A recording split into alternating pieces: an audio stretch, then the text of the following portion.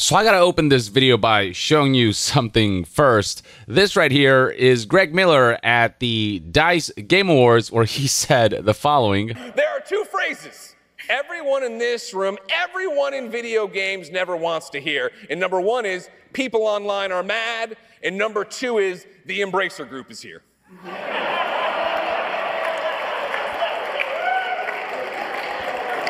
They've really fucked this place up, haven't they? It's fucking crazy. Yeah, that actually happened. Some king shit what Greg Miller pulled here. Honestly, game companies don't get called out enough publicly in settings where they should be called out. We're talking about a Game Awards ceremony during a time when the people who are making those games are getting just so disrespected. The developers are getting laid off because of poor leadership decisions and all of these like financial corporate goals and whatnot. And right now, there's no company that's being as negatively talked about or as hated even as Embracer Group. Now, people thought that the guy at the end who gave Greg Miller this look when the camera cut to him was the CEO giving him a nasty look. That's what I thought as well at first. But it turns out that this individual is not, in fact, Lars Winchfors. This is Lars Winchfors, and he kind of looks like it could be this individual at a glance, but it turns out that the man featured in that shot right after Greg Miller made that joke is Dylan Rhodes from Nintendo Strategic Initiatives team, but so many people confused this guy for this guy, as did I, until it was pointed out to me that that's not the case. But I think Greg Miller said exactly what the games industry as a whole is feeling right now because of the way Embracer has been handling all of their studio acquisitions and all of the developers, all of the layoffs, combined with all of the cancellations and the butchering of beloved IPs. I kind of talked about what's happened recently in this video titled Publisher Embracer Face Mass Backlash After Butchering Beloved Game Studios and IPs like Deus Ex. I recommend checking that out. But the basic summary is that after Embracer Group acquired a bunch of Square Enix studios like Crystal Dynamics, Eidos Montreal, and Square Enix Montreal back in May 1st, 2022, there was an initial hope that certain IPs that have remained dormant for far too long would make a resurgence, from Tomb Raider to Deus Ex to Thief to Legacy of Kain. But this acquisition has turned out to be nothing short of a disaster. Embracer relied on a $2 billion deal with Saudi Arabia that fell through, and ever since, the company has been scrambling and engaging in cost-cutting measures, like canceling a Deus Ex video game that was in development for around 2 years, and also laying off an unspecified number of staff at Eidos Montreal. That number would eventually be revealed to be 97 developers at Eidos Montreal. So many people have been waiting for Deus Ex to return. It is a beloved franchise, but because of Embracer's mishandling, that project has been canceled. Now, Eidos is still functional. It is still going to go and move forward with a new project. It's going to focus on an original franchise. And I wish Eidos Montreal the best on that front, but it doesn't change the fact that this deflated hopes from Deus Ex fans that would see a brand new entry. 97 people and a dead Deus Ex game. Unbelievable, says a frustrated games journalist, Paul Tassi here. Here we have Jake Baldino, who expressed how just utterly reckless Embracer has been with their business moves that has led to massive damage to video games, which is exactly my sentiment, with a full scope of the damage not yet realized will be in history books. And these strong sentiments don't just come from the cancellation of one game or one round of layoffs. This comes from a repeated pattern of Embracer not being able to handle their IPs, their studios, and the development of their games. Here's an article from November 2023 that detailed how Embracer has written down 15 projects. That's on top of the fact that the company is planning future studio closures as well as buyouts.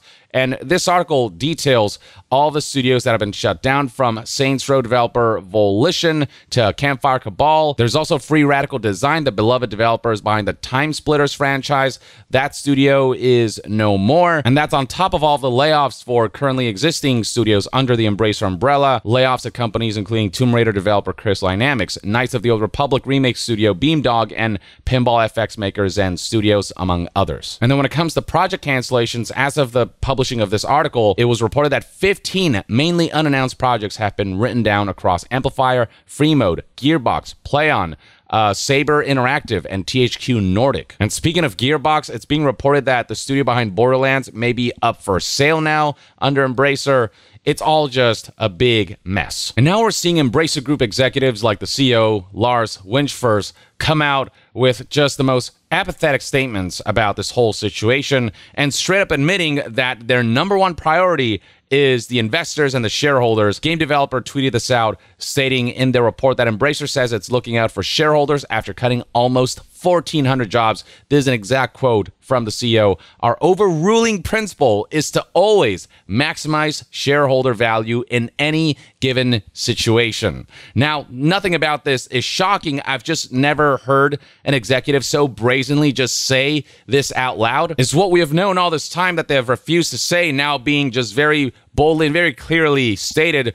There's no shame anymore in just outlining exactly how corporations feel about the artistry of game making, about the developers, about the customers, and how little they matter compared to their ultimate goal of pleasing shareholders. Here we have the game developer article that breaks all of this down further. Scrolling down, we can see that the exact number of layoffs is 1,387, with 904 of those jobs being cut from quarter 2 and 485 of them being cut in quarter 3, equating to 8% of its total headcount. The company said that the restructuring program is making good progress. They call it a restructuring program, but it's just the butchering of IPs, studios, and staff and developers as a result of piss-poor leadership decisions and investments that didn't pan out and the like. Currently, the company's trying to bring the net debt below a certain point, below $761.6 million, to boost its chances of hitting that goal. Embracer intends to pursue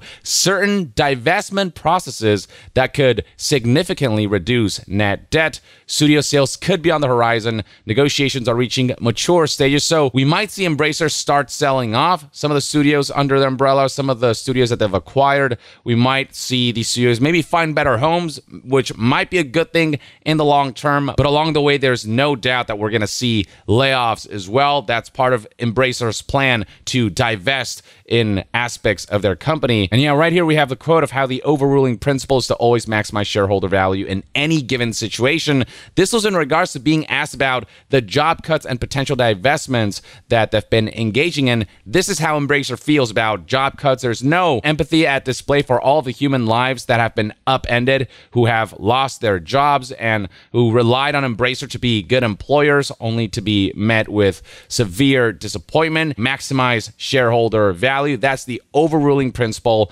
above all else. Screw the human element. Screw empathy. Screw looking out for the workers. Again, nothing surprising here, nothing newsworthy. We've always known this, but to hear them just brazenly say it out loud once again highlights just how little corporations actually care about just having some frickin' humanity. Now, they insist that we have great assets and IPs, and we aim to demonstrate the earnings power of those assets over time. But not only do people who are fans of IPs that belong to Embracer fear for those IPs after seeing how things have been going down at the company, their emphasis on the earning power of those assets over time just doesn't bode well for me. It's just such corporate speak and doesn't seem to really be acknowledging the artistic merits of what these games can produce and how those artistic merits can pave the road to profitability, because you're selling just games that are really well made and fun. That's not the emphasis here.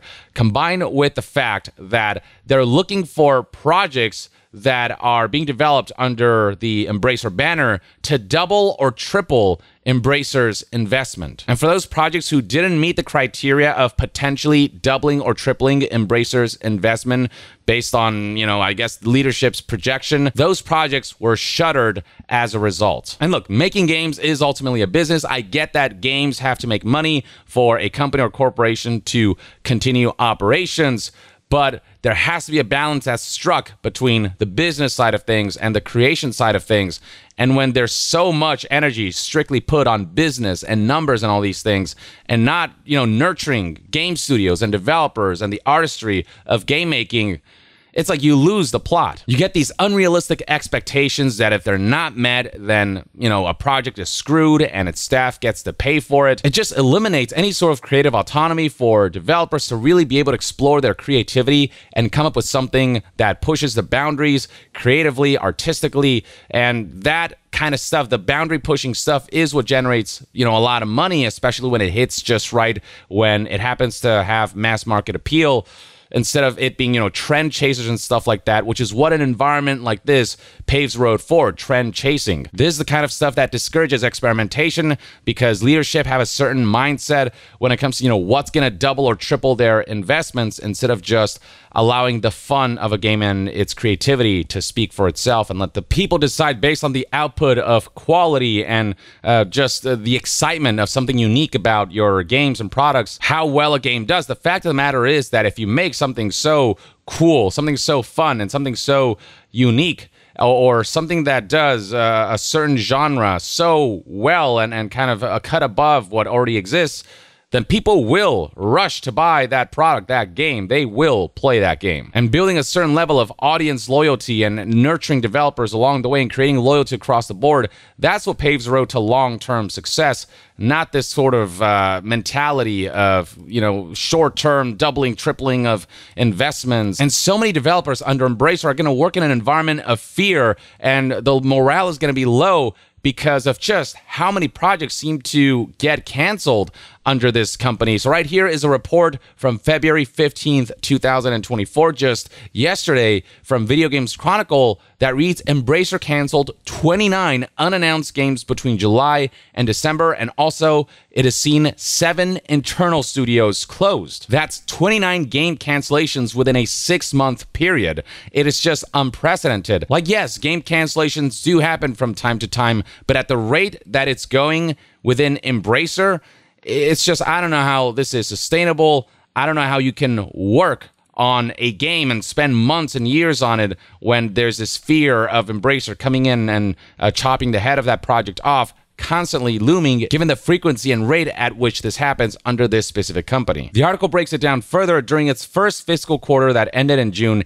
it had 153 unannounced games in development across internal studios and external studios. That number dropped to 124 in its third quarter that ended in December. And then when it comes to the 1,387 job cuts, 871 of those were internal game developers, a significant majority.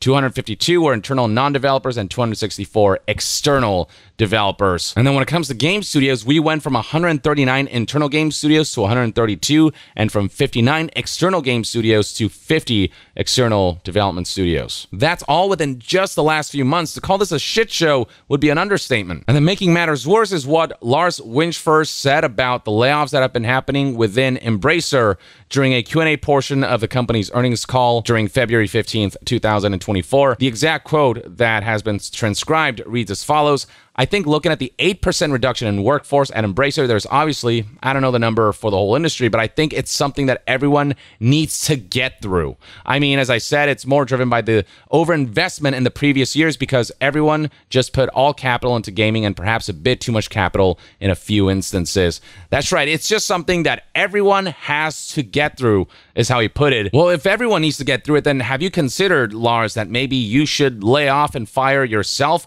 for your failures as a leader? I mean, you straight up say right here that it has to do with overinvestment, and guess who is in charge of investments? The leadership team at Embracer, people like you. So how about you call it quits and let somebody more competent take over? Well, that's not an option, of course, because leadership love to not take responsibility or accountability for their own failures. Instead, they love to scapegoat the consequences of their actions off to people who had nothing to do with the decision-making process. The developers who had nothing to do with, poor investments or over-investing or whatever, they get to suffer the consequences of leadership's piss-poor decision.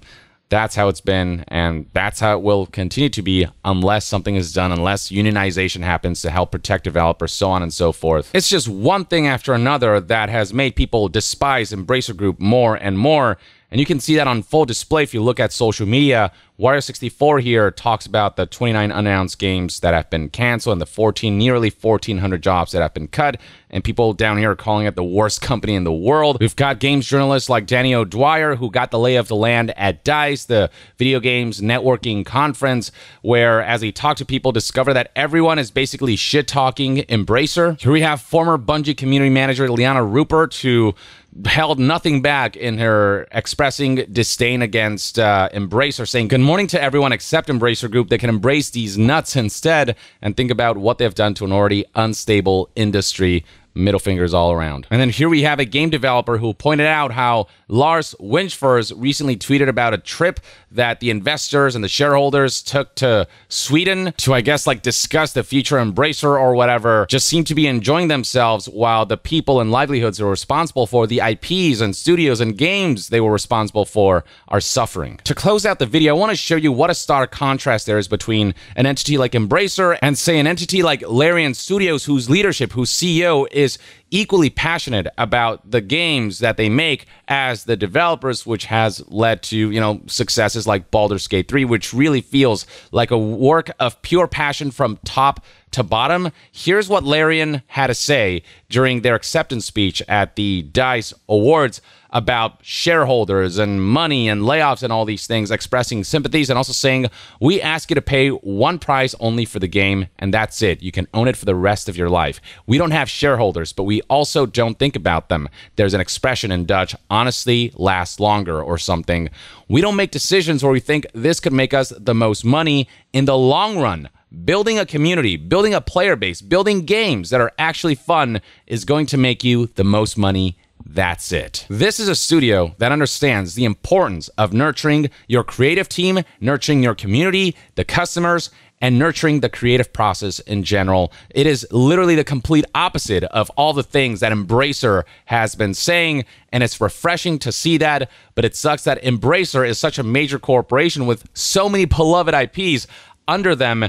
And, you know, who knows how many more IPs, games, projects, and developers will suffer because of corporate greed and corporate incompetence. But yeah, Embracer may very well be wearing the crown for most hated game company right now. That crown was once worn by EA.